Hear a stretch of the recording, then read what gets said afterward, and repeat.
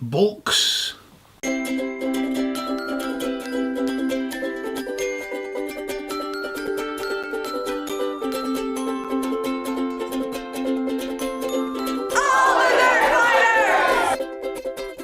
When I was younger, I never actually read a huge amount of books. It wasn't nothing, but it wasn't significant either. It wasn't really until my 20s that I got into reading as a hobby as opposed to something I was forced to do at school. And that changed when a friend bought me a book for my birthday and told me I should read it. And that book was The Reality Dysfunction by Peter F. Hamilton.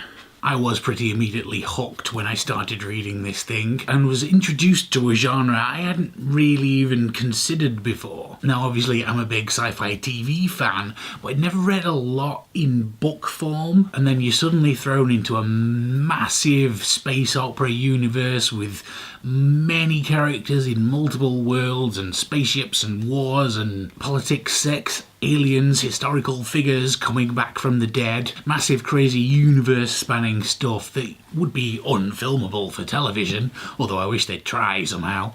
They could make a nice HBO series out of it, maybe. Of course, to make things even massiver, this is actually just part 1 of 3. There are actually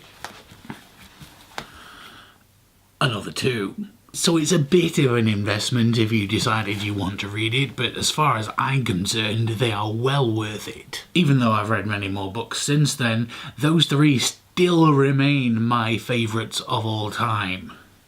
But I would also, of course, recommend anything by Peter F. Hamilton.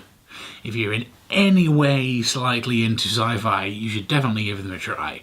And if you want to know more, I once did a video about that on my own vlog channel, although it's not a personal favourite that I consider to be particularly great. So what else can I recommend you? I presume you all know of Patrick Rothfuss's The Name of the Wind. Hank Green has been known to go on about that one, and Patrick Rothfuss has been on Project for Awesome streams, so I presume you may have heard of it that way. I only have it on Kindle, so it's not as visually interesting for me to show you. It's a fantasy story, but the focus is on the storytelling. Not just the book itself, but within the book, it's all stories within stories within stories, all intricately woven together. I've never read anything quite like it, and read the first 2 books in like a week and a bit because I just couldn't put them down. Finally, I've been trying to think of a slightly less genre title for another one to recommend you, and the only one in my collection at least that I can recommend would be Randall Munro's What If? Another one that if you spent a lot of time on the internet you might have heard of, but it's a bit of a niche kind of thing. Serious scientific answers to absurd hypothetical questions. Fascinating stuff like,